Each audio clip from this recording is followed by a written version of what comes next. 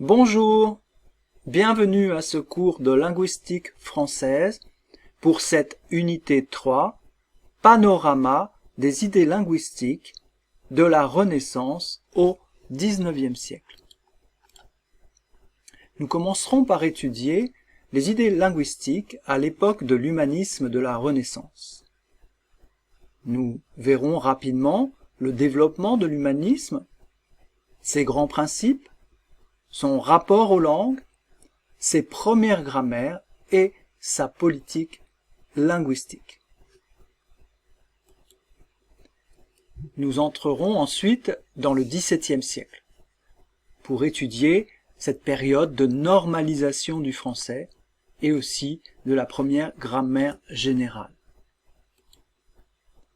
Ensuite, au XVIIIe siècle, l'époque des Lumières, nous verrons la continuation de la grammaire générale, les réflexions sur l'origine du langage, la fin du mythe de la tour de Babel et les réflexions sur la parenté des langues. Au XIXe siècle, nous étudierons la naissance de la grammaire comparée. Nous aborderons aussi des philosophies du langage avec Humboldt et Schleicher, et nous continuerons à étudier la grammaire comparée, son développement, et puis cette crise qu'elle connaît à la fin du siècle avec les néogrammairiens et la fameuse querelle des lois phonétiques. L'humanisme de la Renaissance et ses valeurs. L'humanisme est un mouvement de pensée qui s'est développé en Europe pendant la Renaissance entre les XIVe siècle et XVIe siècle. Parti très tôt de grandes villes d'Italie, l'humanisme a rayonné dans toute l'Europe cultivée. Je note ici Mayence, où est née l'imprimerie en Europe avec Gutenberg. Les grands principes de l'humanisme de la Renaissance. Ce sont un retour au savoir antique et aux sources de la Bible. Les humanistes sont pour un retour aux sources de la pensée de l'Antiquité grecque ou latine. Ils redécouvrent, relisent et traduisent les textes anciens originels. Ils prônent également un retour aux textes anciens de la Bible, en grec ou en hébreu, pour en retrouver le sens original. Les humanistes ont foi en l'homme. Ils ont une vision optimiste, positive de l'être humain et croient dans ses capacités à devenir meilleur et plus sage. Ils proposent aussi de nouvelles pédagogies. Ils critiquent l'enseignement médiéval et essaient de proposer de meilleurs modèles éducatifs. Ils font aussi une critique de la société. Les humanistes critiquent la société de leur temps et imaginent des utopies, c'est-à-dire des modèles de société idéale. Les humanistes sont pour un retour à la culture antique. Je vous propose de découvrir deux d'entre eux, Marcille Ficin et Didier Érasme. Le poète, philosophe et traducteur italien Marcille Ficin, né en 1433 et mort en 1499, est un humaniste important de la Renaissance. C'est grâce à sa traduction du grec vers le latin de l'œuvre entière de Platon, achevée vers 1483, que l'Europe peut découvrir la pensée du philosophe grec. Explication historique. En 1462, Cosme de Médicis, alors chef de la République de Florence, commande la traduction en latin de l'œuvre de Platon à Marcille Ficin. Au début du XVe siècle, les œuvres de Platon n'étaient connues qu'à travers des résumés ou des commentaires en arabe. Toutefois, des savants grecs qui fuient les Turcs, maîtres de Constantinople depuis 1453, apportent en Italie de nombreux textes grecs et latins de l'Antiquité.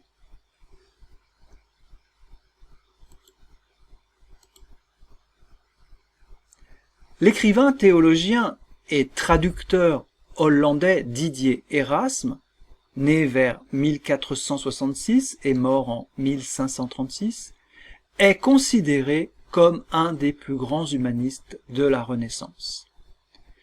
Au XVe siècle, la Bible chrétienne n'est connue qu'à travers la Vulgate, une traduction en latin réalisée à la fin du IVe siècle à partir du texte hébreu de l'Ancien Testament et du texte grec du Nouveau Testament, qui sont les deux parties de la Bible. En 1456, Gutenberg fait de cette Vulgate le premier livre imprimé en Europe, à Mayence. Avec la large diffusion de cet ouvrage imprimé, apparaissent aussi de plus en plus les nombreux défauts de la traduction latine par rapport aux manuscrits originels en hébreu et en grec. Pour Erasme, ces défauts de traduction empêchent les chrétiens d'accéder au message authentique de la Bible. Il décide donc de retraduire en latin le Nouveau Testament. Cette nouvelle traduction latine est publiée à Bâle en 1516. Elle fait polémique car elle touche au texte sacré. Les humanistes de la Renaissance croient en l'homme.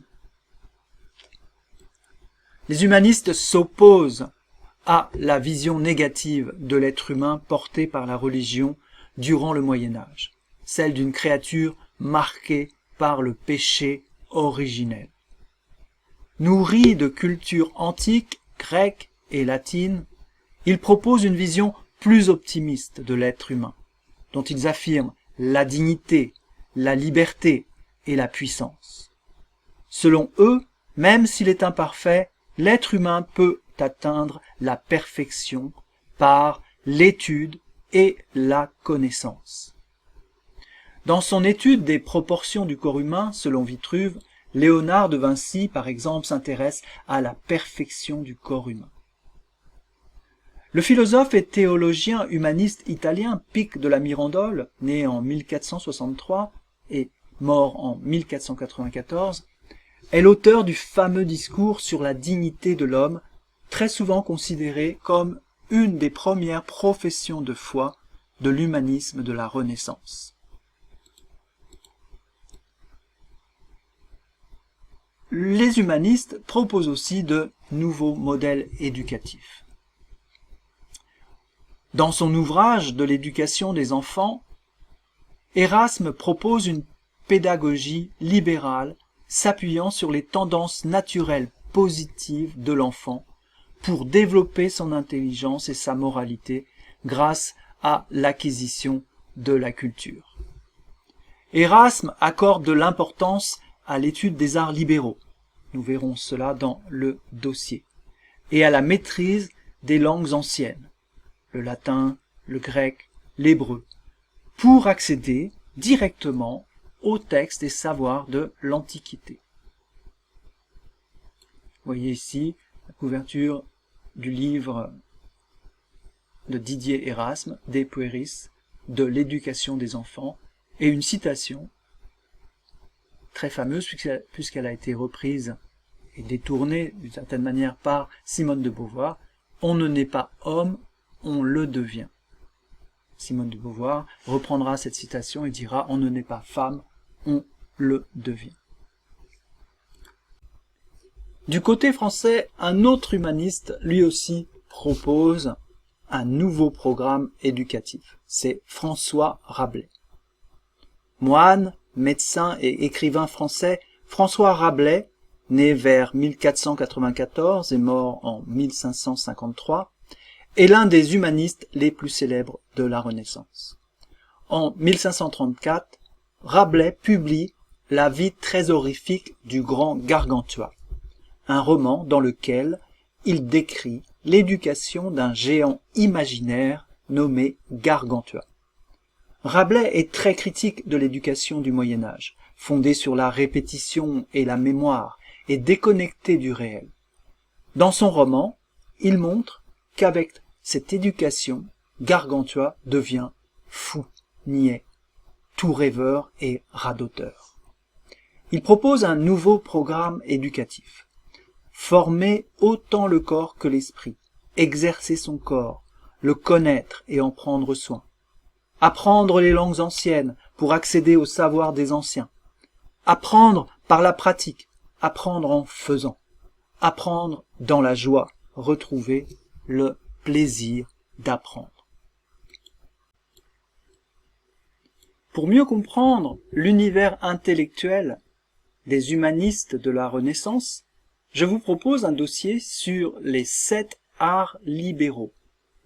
Les 7 arts libéraux désignent les matières enseignées dans les écoles de l'Antiquité, mais également du Moyen-Âge.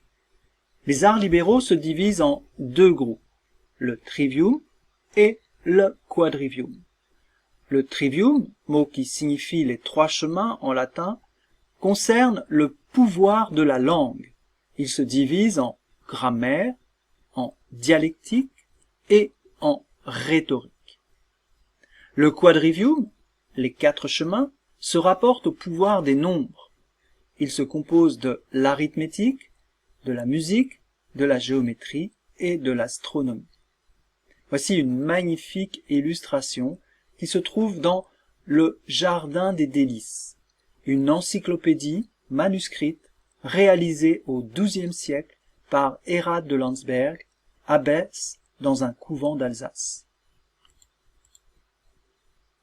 Et vous voyez sur cette illustration, au centre, la philosophie. Vous pouvez distinguer ici Socrate à gauche et Platon à droite, 2 philosophes très célèbres de l'Antiquité grecque. Si l'abbesse Hérade de Landsberg a placé la philosophie au centre de cette illustration, entourée des autres 7 arts libéraux, c'est qu'elle considère que la philosophie est la source des 7 fleuves que sont les arts libéraux. Voici en détail les matières enseignées dans le trivium, la grammaire qui peut être définie comme l'art de parler juste ou correctement, la rhétorique qui peut être définie comme art de parler beau pour convaincre, persuader, et la dialectique qui peut être définie comme art de parler vrai, c'est-à-dire selon la logique. Le quadrivium, enfin, qui se rapporte au pouvoir des nombres et qui se compose de l'arithmétique, de la musique, de la géométrie et de l'astronomie. Les humanistes de la Renaissance étaient très critiques de la société, tel Thomas More. Juriste, historien, philosophe, humaniste, théologien et homme politique anglais, Thomas More, né en 1478 et mort en 1535, est l'un des humanistes les plus célèbres de la Renaissance. En 1516, Thomas More publie son roman « L'Utopie ou le traité de la meilleure forme de gouvernement ». Dans ce roman, écrit en latin, l'écrivain anglais décrit la vie des habitants d'une île imaginaire appelée Utopie, qui en grec signifie nulle part.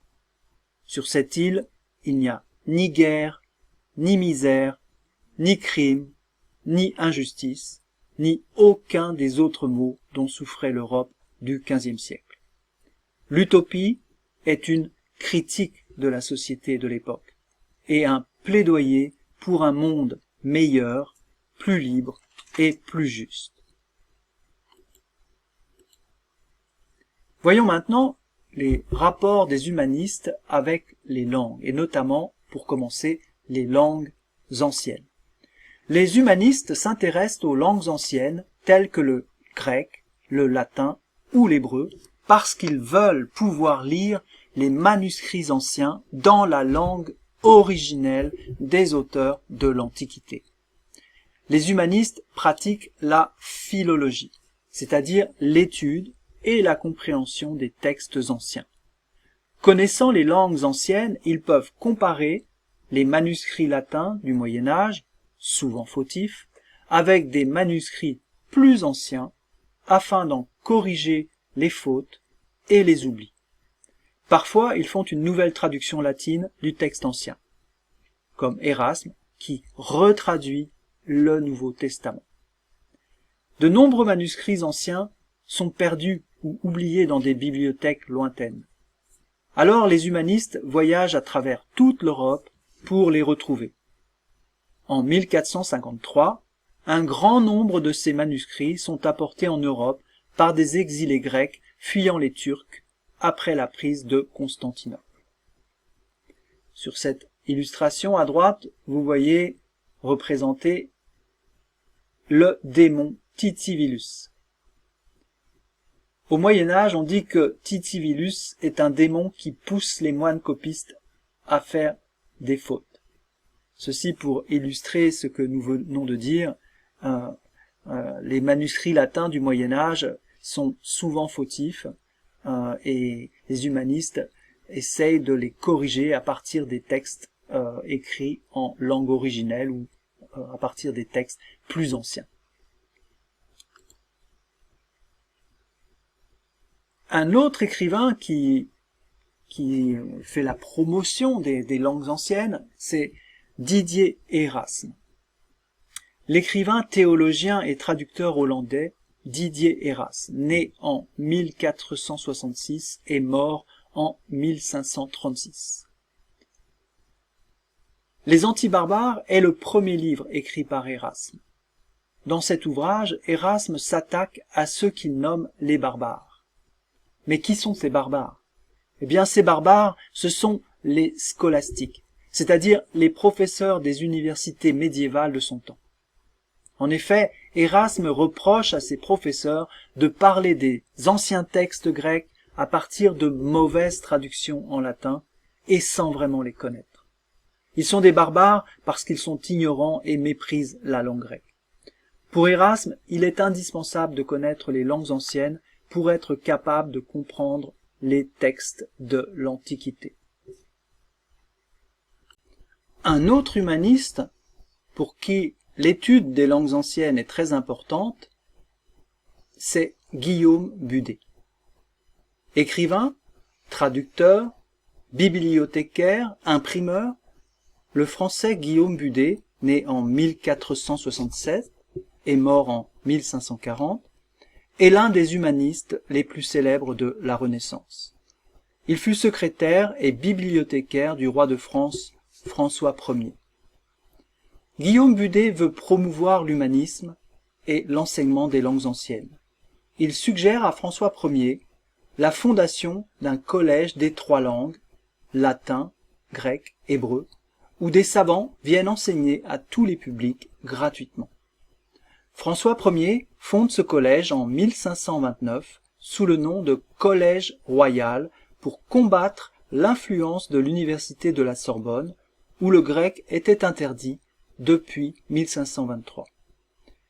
C'est aujourd'hui le Collège de France, un important établissement public d'enseignement supérieur et de recherche.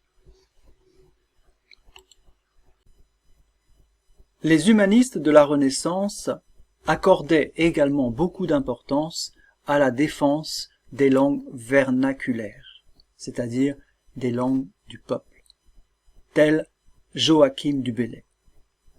Le poète humaniste français Joachim du Bellay, né en 1522 et mort en 1560, fait partie du groupe des 7 poètes français appelés la Pléiade, dont l'ambition était d'enrichir et de perfectionner la langue française. Afin de permettre au plus grand nombre d'avoir accès au savoir, les humanistes choisissent d'écrire ou d'enseigner en langue vernaculaire, c'est-à-dire la langue du peuple, comprise et parlée au quotidien par opposition au latin qui était la langue des savants. En France, le poète Joachim du Bellay publie en 1549 Défense et illustration de la langue française. Il défend l'idée que pour enrichir le français, il faut aussi l'utiliser dans les œuvres scientifiques ou littéraires. Un autre exemple de l'importance accordée aux langues vernaculaires par les humanistes de la Renaissance est la traduction de la Bible en français. L'enseignant, traducteur, théologien et pédagogue français Pierre Robert Olivetan, né vers 1506 et mort en 1538, est l'auteur de la première traduction de la Bible en français à partir des textes originaux en hébreu et en grec.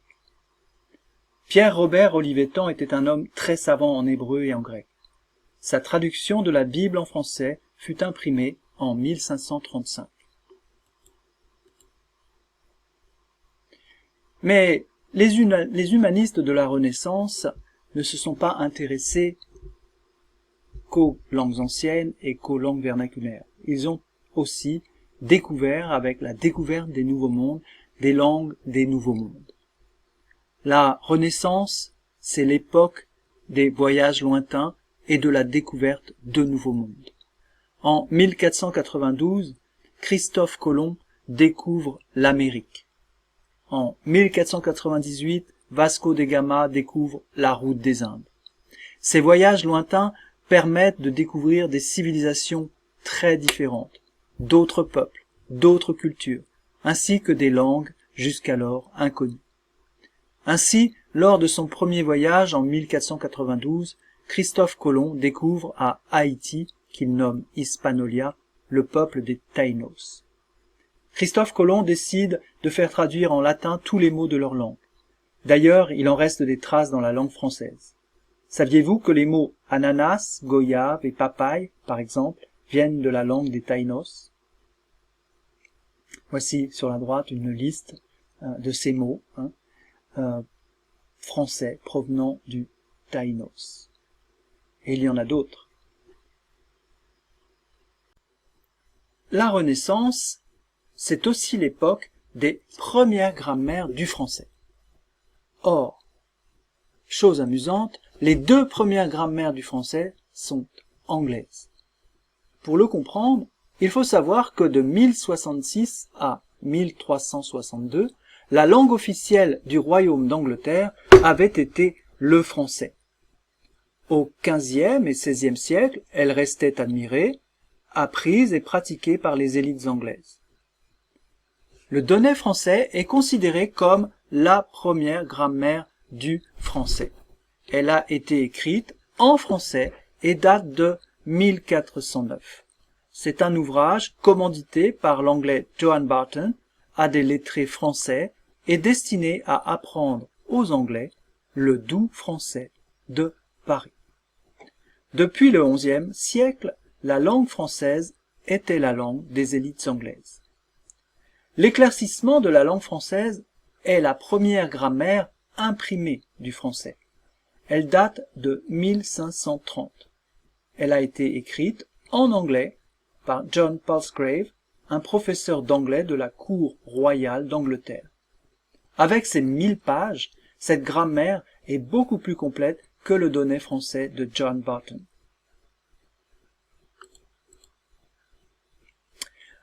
La première grammaire du français rédigée en français paraît en 1550 sous le titre « Le traité de la grammaire française ». Elle est l'œuvre de Louis Maigret. Louis Maigret, né vers 1510 et mort en 1558, était un grammairien lyonnais. Le linguiste Charles-Louis Livet considérait qu'il était le père de la grammaire française. Les premières grammaires des langues des Nouveaux Mondes. En 1547, le missionnaire chrétien espagnol Andrés de Olmos, né en 1480 et mort en 1571, rédige en espagnol la première grammaire du nahuatl, une langue parlée en Amérique centrale et en Amérique du Nord. En 1549, le prêtre catholique portugais Henrique Henriques, né en 1520 et mort en 1600, rédige en latin la première grammaire du tamoul, une langue originaire du sud de l'Inde. En 1608, le missionnaire catholique portugais João Rodrigues, né en 1562 et mort en 1633, rédige en portugais Arte da Língua de Japão, qui est la plus ancienne grammaire japonaise complète encore existante. Enfin, pour conclure notre chapitre consacré aux idées linguistiques de l'époque de la Renaissance, découvrons la politique linguistique d'un roi de France considéré comme un roi emblématique de cette période de la Renaissance, le roi François Ier. En 1539, le roi François Ier signe l'ordonnance de Villers-Cotterêts. Dans ce texte de loi, 2 articles imposent la langue maternelle française à la place du latin pour l'enregistrement des baptêmes et dans les documents juridiques et administratifs. Ce que François Ier appelle alors la langue maternelle française n'est pas uniforme, c'est une langue plurielle. Il y a le français d'Île-de-France du roi François Ier, mais aussi tous les français dialectaux. Au XVIe siècle, les langues vernaculaires sont nombreuses face au latin des lettrés. Parmi elles, la langue de l'Île-de-France devient un supradialecte, un dialecte modèle, puisque c'est la langue du roi, la langue du pouvoir. Entrons maintenant dans le XVIIe siècle, le grand siècle. C'est une période pendant laquelle se développe la normalisation du français et naissent des grammaires générales.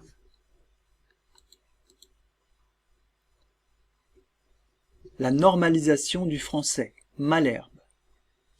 Poète officiel des rois Henri IV et Louis XIII, de 1605 à 1628, François de Malherbe est, comme les poètes de la Pléiade, un ardent défenseur de la langue française. Toutefois, contrairement aux poètes de la Pléiade, Malherbe refuse les archaïsmes, les néologismes, les pédantismes et les régionalismes. Son but est de fixer l'usage de la langue française, de rendre celle-ci à la fois plus claire, plus stable et plus compréhensible de tous. Malherbe est à l'origine du goût classique. Pour définir ce qu'il appelle le bon usage, le poète prend comme modèle le français de l'Île-de-France, celui de la cour royale et des meilleurs auteurs du temps, mais sans ignorer le parler courant du peuple. La normalisation du français, l'Académie française. En 1634, Richelieu, principal ministre d'État du roi Louis XIII, fonde l'Académie française. Le rôle de cette académie est de donner des règles à la langue française et de fixer son bon usage. Comme l'indique l'article 24 des statuts, la principale fonction de l'Académie sera de travailler avec tout le soin et toute la diligence possible à donner des règles certaines à notre langue et à la rendre pure, éloquente et capable de traiter les arts et les sciences. L'Académie lance en 1638 le plan de son premier dictionnaire. Rédigé d'abord par Vaugelas, le premier tome de A à L ne sera achevé qu'en 1694. Principal ministre d'État du roi Louis XIII depuis 1624, le cardinal de Richelieu est un homme puissant qui cherche à accroître le pouvoir de la monarchie sur l'ensemble du royaume. Avec l'Académie française, Richelieu dispose d'un instrument lui permettant de renforcer le prestige et le rayonnement de la langue française, langue du pouvoir royal, dans tout le royaume ainsi qu'à l'étranger. Vous voyez sur la gauche, ici, le premier volume du premier dictionnaire de l'Académie française, achevé en 1694, et puis, au milieu, les 2 volumes. Le deuxième volume ne paraîtra qu'en 1718. Enfin, au XXe et XXIe siècle, nous avons ici les 3 premiers tomes de la 9e édition du dictionnaire de l'Académie, qui vont de la lettre A à Q. Le 3e tome apparu en 2011, et nous attendons le 4e.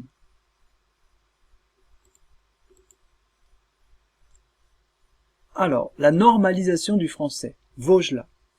Le grammairien Claude Favre de Vaugelas, né en 1585 et mort en 1650, est nommé membre de l'Académie française dès sa fondation en 1634.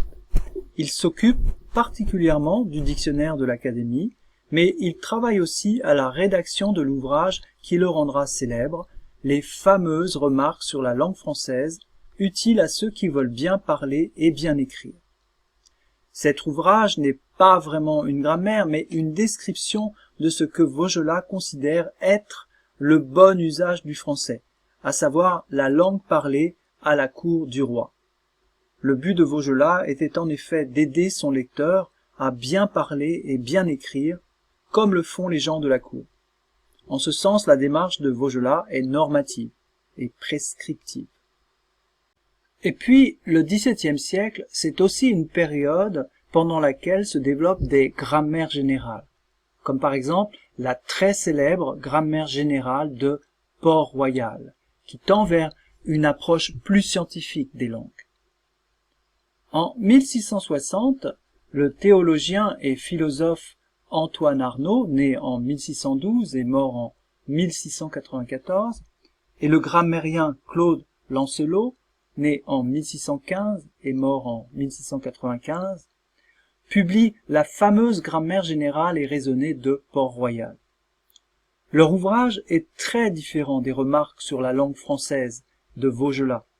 Arnauld et Lancelot ne cherchent pas à prescrire le bon usage de la langue, ils cherchent à fonder la grammaire générale, c'est-à-dire une science capable d'expliquer la diversité des langues et de leur grammaire particulière à partir des principes logiques universels de la raison humaine. Leur grammaire peut être qualifiée de rationaliste. Elle s'inspire de la philosophie du français René Descartes. Dans son livre Cartesian Linguistics, publié en 1966, Chomsky considérera Arnauld et Lancelot comme des précurseurs de sa grammaire générative.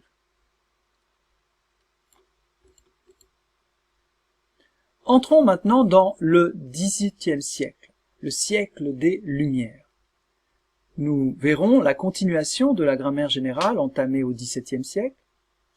Nous découvrirons des réflexions sur l'origine du langage, la fin du mythe de la tour de Babel et des réflexions sur la parenté des langues. La grammaire générale de Nicolas Bosé. Nicolas Bosé, né en 1717 et mort en 1789, fut membre de l'Académie française de 1772 jusqu'à sa mort. Comme Arnauld et Lancelot l'avaient fait au XVIIe siècle, le grammairien Nicolas Bosé cherche à développer une grammaire générale. Lui aussi est un grammairien rationaliste, en ce sens que, lui aussi, cherche à remonter aux principes logiques universels de la raison, à partir desquels les langues ont pu être construites. Toutefois, malgré son rationalisme, Nicolas Bosé cherche aussi à rendre compte de la diversité des langues du monde. Et outre le français et le latin, il étudie une quinzaine d'autres langues, comme par exemple le chinois, le suédois ou l'arabique. C'est en effet à partir des grammaires particulières des langues qu'il tente de remonter vers une grammaire générale. Sa démarche est inductive.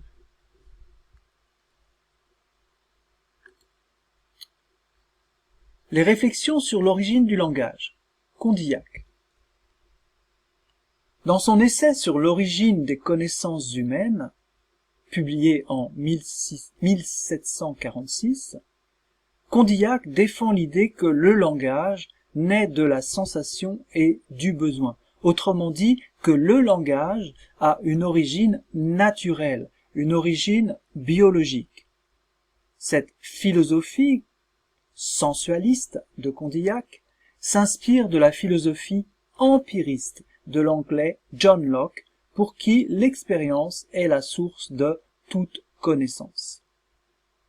Avec sa thèse d'une origine naturelle du langage, Condillac s'oppose à la thèse biblique d'une origine miraculeuse et divine.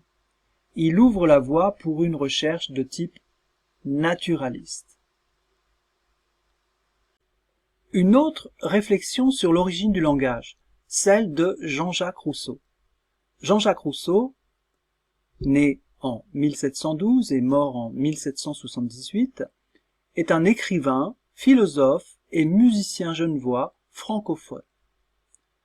Au XVIIIe siècle, de nombreux penseurs s'intéressent à l'origine du langage. Dans son essai sur l'origine des langues, œuvre posthume publiée en 1781, le philosophe genevois Jean-Jacques Rousseau, comme Condillac, refuse toute explication miraculeuse à l'origine du langage. Le philosophe soutient l'idée que le langage a des causes naturelles parce qu'il est situé à la frontière entre l'état naturel et l'état social des êtres humains. La parole, étant la première institution sociale, ne doit sa forme qu'à des causes naturelles. Extrait de l'essai sur l'origine des langues, chapitre 1. Le mythe de la tour de Babel, fin d'un modèle. Pour les chrétiens du Moyen Âge, la diversité des langues trouvait son explication dans la Bible. À l'origine, toute l'humanité parlait une seule et même langue, l'hébreu. Cependant, lorsque les êtres humains entreprirent la construction de la tour de Babel, Dieu, pour punir leur orgueil et les empêcher de construire cette tour, les condamna à ne plus parler la même langue et les sépara en plusieurs communautés linguistiques. Traditionnellement, les langues du monde étaient divisées en deux groupes de langues. D'une part, les trois langues sacrées ou langues savantes, à savoir l'hébreu, souvent considéré comme la langue mère, le grec et le latin. Et d'autre part, toutes les autres langues, parfois appelées langues barbares. En grec ancien, le mot barbaros désignait les non-grecs, les étrangers dont la langue ressemble à un charabia.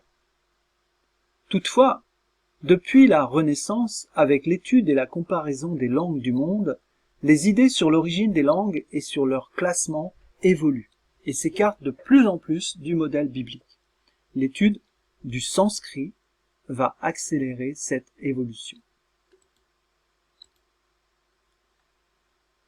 Réflexion sur la parenté des langues. Gaston Laurent Curdoux. La pratique de la comparaison des langues est commune depuis la Renaissance. Vers la fin du XVIIIe siècle, cette pratique s'intensifie, et certains grammairiens et philologues remarquent de nombreuses ressemblances entre les langues européennes et le sanskrit.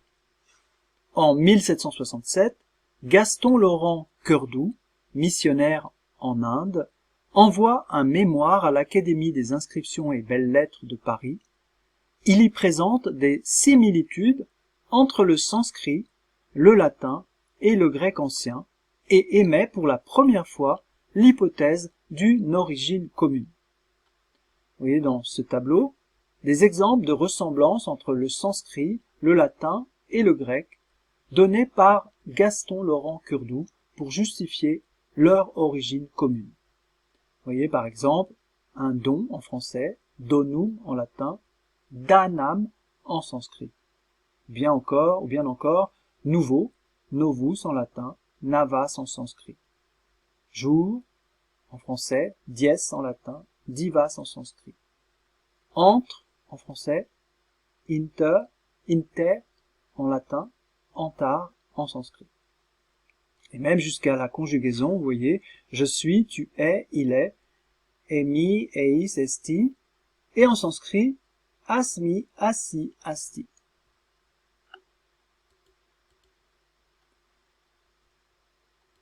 Toutefois, les historiens se souviendront surtout du philologue anglais William Jones, né en 1746 et mort en 1794, qui, en 1786, fait devant la Société royale d'Asie un discours célèbre, dans lequel il fait lui aussi l'hypothèse, 20 ans après Curdoux, que le sanskrit, le grec et les langues germaniques ont une origine commune.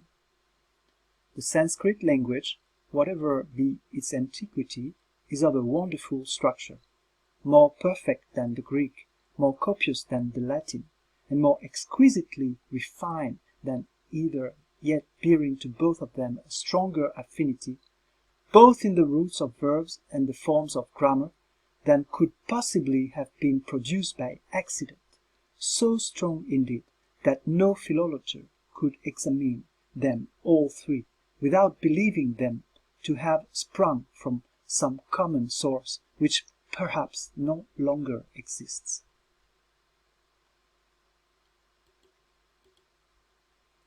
Et nous entrons maintenant dans le XIXe siècle. Et nous aborderons la naissance de la grammaire comparée, différentes philosophies du langage comme celle de Humboldt et celle de Schleicher, le développement de la grammaire comparée en crise avec la fameuse querelle des lois phonétiques suscitées par les néogrammairiens. Naissance de la grammaire comparée. En 1816, Franz Bopp publie un mémoire sur le système de la conjugaison du sanskrit. Dans ce mémoire, Franz Bopp cherche à décrire l'évolution des langues sanskrites, grecques, latines, persanes et germaniques à partir d'une langue originelle commune qu'il appelle l'indo-européen. Pour cela, il compare les formes grammaticales de ces langues de façon rigoureuse et précise. Aussi est-il considéré comme le fondateur de la grammaire comparée. En 1818, dans ses recherches sur l'origine de l'ancienne langue nordique ou islandaise, le philologue danois Rasmus Christian Rask, né en 1787 et mort en 1832, compare l'islandais au grec, au latin et aux langues baltes, slaves et germaniques. Il identifie des correspondances phonétiques qui démontrent la parenté de ces langues. En réalité, l'ouvrage de Rask était terminé en 1814. Il devançait de 2 ans celui de Bopp et de 5 ans celui de Grimm que nous allons découvrir maintenant. En 1819, dans sa grammaire allemande, le conteur et philologue allemand Jacob Grimm, né en 1785 et mort en 1863, décrit l'évolution phonétique de plusieurs langues germaniques. Il montre que dans toutes ces langues, la prononciation de certaines consonnes change de la même manière. Il appelle ce phénomène la mutation consonantique. Cette mutation sera aussi appelée loi de Grimm. C'est une découverte importante qui marque le début de la phonétique historique. En comparant les langues entre elles, les philologues établissent des correspondances phonétiques comme celle ci-dessous entre le P des langues non germaniques et le F des langues germaniques. Pour expliquer ces correspondances, ils font l'hypothèse d'une langue commune, à savoir l'indo-européen. La mutation consonantique du P originel en F se produit chez tous les locuteurs d'une langue germanique et dans tous les mots comportant ce son. La découverte fut appelée loi de Grimm. Découvrons maintenant 2 philosophies du langage opposées, celle de Humboldt et celle de Schleicher. Pour Humboldt, la langue que nous utilisons n'est pas quelque chose de fixe ou d'achevé. La langue est toujours en train de se faire. C'est une énergie, c'est l'activité de l'esprit accompli dans l'acte de parole par les individus, les peuples et l'humanité tout entière. La langue forme notre vision du monde. Mais en retour, nous formons la langue à chaque fois que nous parlons. La langue d'un peuple est son esprit, et son esprit est sa langue. Extrait de l'introduction à la langue Kawi de Wilhelm von Humboldt.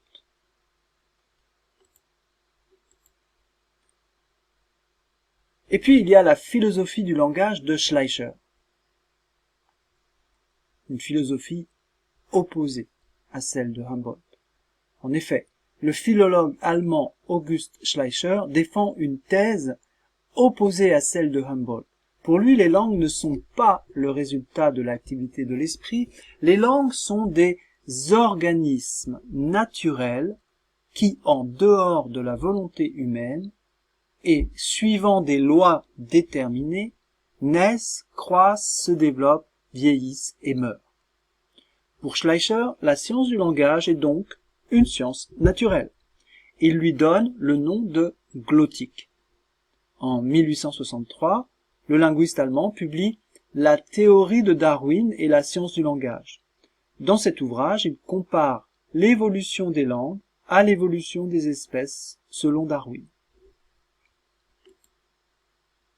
En 1861 et 1862, Schleicher publie les 2 volumes de son œuvre majeure, le Compendium de grammaire comparée des langues indo-européennes.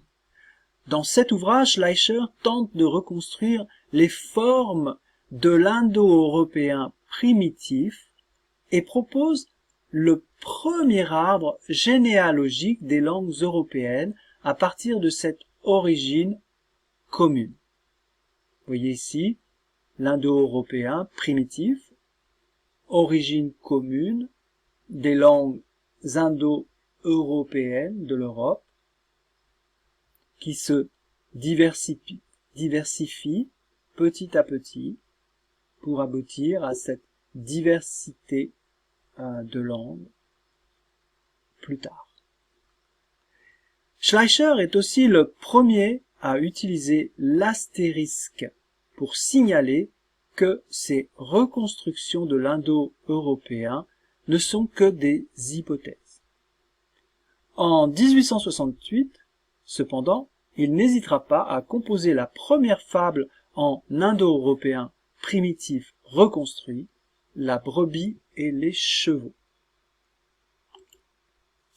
Et puis, nous arrivons vers la fin du XIXe siècle à une crise de la grammaire comparée, une crise suscitée par les positions théoriques des néogrammairiens. Dès le début du XIXe siècle, les grammairiens comparatistes, sous l'influence des sciences naturelles, avaient l'habitude de nommer loi les changements phonétiques réguliers qu'ils découvraient dans l'évolution des langues indo-européennes. Ainsi, la mutation consonantique des langues germaniques découverte par Jacob Grimm avait été appelée loi de Grimm. Vers la fin des années 1870, les néogrammairiens affirment que les changements phonétiques obéissent à des lois sans exception, aussi strictes que celles de la physique ou de la chimie. Ainsi, en 1878, Hermann Osthoff et Karl Brugmann affirment que tout changement phonétique, autant qu'il se réalise mécaniquement et par lui-même, s'accomplit d'après des lois sans exception.